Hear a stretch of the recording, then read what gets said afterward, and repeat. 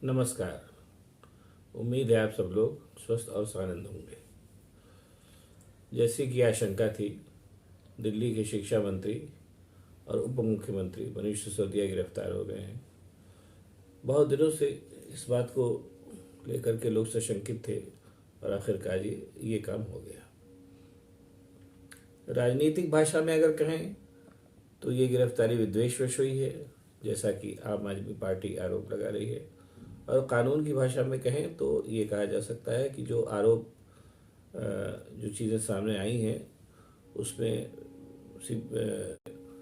CBI का कहना है कि मनीष सिसोदिया के को गिरफ्तार करने के लिए पर्याप्त सबूत है और चीज़ें सामने आएंगी। कानून की भाषा में कहें तो ठीक है, मुकदमा चलेगा, उसमें जो फैसला होगा उसी को सच माना जाए। फैसले में अगर सिसोदिया को कोई गलती नहीं मिली तो वो ससम्मान रिहा हो जाएंगे, वरना जैसा होता है उनको जो भी सज़ा होगी होनी होगी। ये तो एक मोटी मोटी बात हुई। अब बात को आगे बढ़ाने से पहले ज़रूरी है कि आपके इतिहास पर थोड़ा सा और आपके जो सबसे बड़े नेता और दिल्ली के मुख्यमंत्री केजरीवाल साहब हैं उनके ऊपर भी थोड़ी चर्चा कर ली जाए। आम आदमी पार्टी का उदय बहुत ही अकस्मात और चमत्कारी ढंग से हुआ, ये मानना पड़ेगा। जब मनमोहन सिंह का दूसरे कार्यकाल का आखिरी दौर था, उसी समय अन्ना हजारे एंड कंपनी उनके खिलाफ आंदोलन करने के लिए सामने आई और उसी पूरी कंपनी के एक हिस्सा अरविंद केजरीवाल भी थे। अन्ना साहब अनशन पर बैठते थे और बाकी सारी चीज़ें बहुत हाल ही की, उन पर बहुत ज़्यादा बताने की जरूरत नहीं है। और उनकी देखा देखी एक बार केजरीवाल साहब भी अनशन पर बैठ गए और वहीं से उनका कद बढ़ना शुरू हुआ। चूँकि अरविंद केजरीवाल आईएएस अफसर रहे हैं और जाहिर सी बात है पढ़े लिखे आदमी तो हैं ही, तो मुझे लगता है कि उन्होंने उस पूरे माहौल का को स्टडी करके अंदाज़ा लगाया होगा कि इसके परिणाम जो है बहुत दूरगामी होने जा रहे हैं। इसलिए उन्होंने उस पूरे आंदोलन में से जो एक तरीके से कांग्रेस को पदस्थ करके भारतीय जनता पार्टी को शासन में लाने के लिए किया जा रहा था, उस पूरे केक में से अपने लिए एक छोटा सा हिस्सा निकाला और परिस्थितियाँ ऐसी बनी कि वो दिल्ली के मुख्यमंत्री हो गए। मुझे ये भी याद है कि अपने इस पॉलिटिकल करियर की शुरुआत करते समय शुरुआत में अरविंद केजरीवाल जब प्रेस कॉन्फ्रेंस करते थे तो वो भारतीय जनता पार्टी और कांग्रेस दोनों के ऊपर तरह तरह के इल्ज़ाम लगाते थे, बेईमानी के और करप्शन के और तमाम चीज़ों के। बहरहाल ये स्वाभाविक सी बात है, लेकिन जब वो चुनाव लड़ करके मुख्यमंत्री बन गए तो अब जाहिर सी बात है कि पूरे पॉलिटिकल सिस्टम में आ गए। और पॉलिटिकल सिस्टम में जब वो आ गए तो ये भी मानना पड़ेगा कि पॉलिटिकल सिस्टम जैसा भी होता है, जब जिस भी तरीके का होता है उसमें उनको शामिल होना ही पड़ेगा। मुझे इंदिरा गांधी की भी याद है, जब उन्होंने इमरजेंसी लगाई तो बहुत से नेता थे जिन्होंने बहुत से कष्ट में दिन देखे। और वही स्थिति अब भी है कि जो पॉलिटिकल सिस्टम है उसमें अगर आप शामिल हैं तो जो उस समय के सीनियर होगा उसका लाभ हमें आपको मिलेगा। ये चीज़ हुआ। अब एक चीज़ और कहूँगा मैं कि केजरीवाल साहब का जो सत्ता का जो मॉडल है वो काफ़ी कुछ भाजपा से मिलता जुलता है।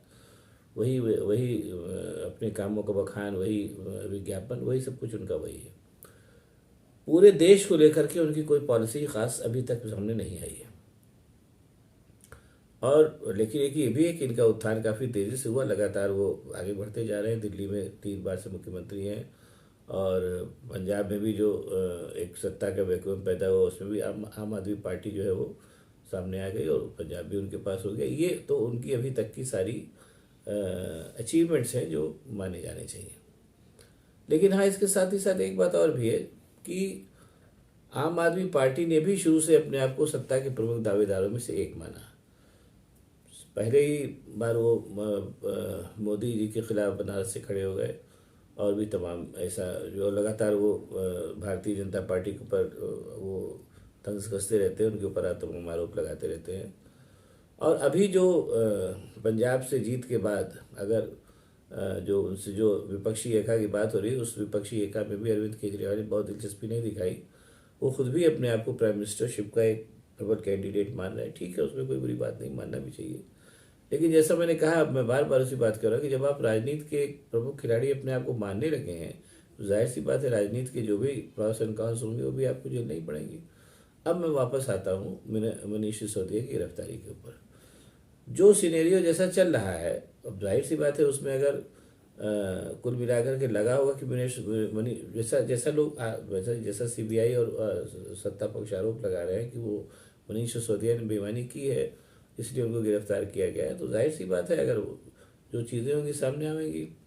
और इसको मुझे लगता है कि देख करके बहुत ज़्यादा चूँकि वो सत्ता के प्रमुख खिलाड़ियों में से अपने आप को एक मान रहे हैं, तो जाहिर सी बात है उसके प्रास और कॉन्स उनको झेल नहीं पड़ेगी। जो झेल रहे हैं वो उस क्या सच है क्या गलत क्या झूठ है ये तो बाद में सामने आएगा।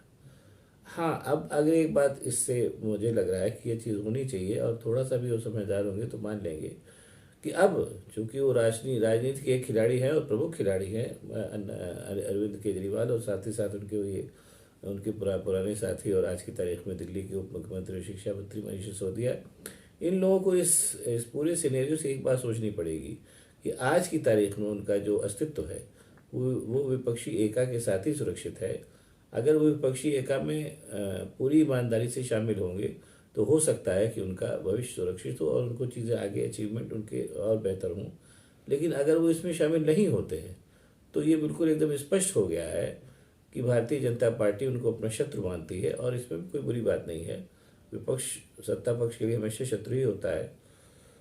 और अब अगर केजरीवाल में थोड़ी सी भी राजनीतिक समझ और बुद्धि होगी तो वो अपने आप को सत्ता का एक प्रमुख खिलाड़ी मानने के बजाय विपक्षी एकता का एक प्रमुख खिलाड़ी साबित करेंगे और उसमें तलबल से जुटेंगे। और ये मेरा मानना है कि अगर वो ऐसा करेंगे तभी वो सुरक्षित और भविष्य के लिए उनके पास एक सुनहरा कल मौजूद होगा। अगर वो ऐसा नहीं करते हैं तो जो होने जा रहा है वो सामने है। और अगर आप लोगों को ये वीडियो पसंद आया हो तो इसको लाइक करिए, शेयर करिए, सब्सक्राइब करिए हमारे चैनल को, ताकि मैं और भी इसी तरीके की पॉलिटिकल कमेंट्री और भी तमाम चीज़ें आपको बताता रहूँ। बहुत बहुत धन्यवाद। नमस्कार।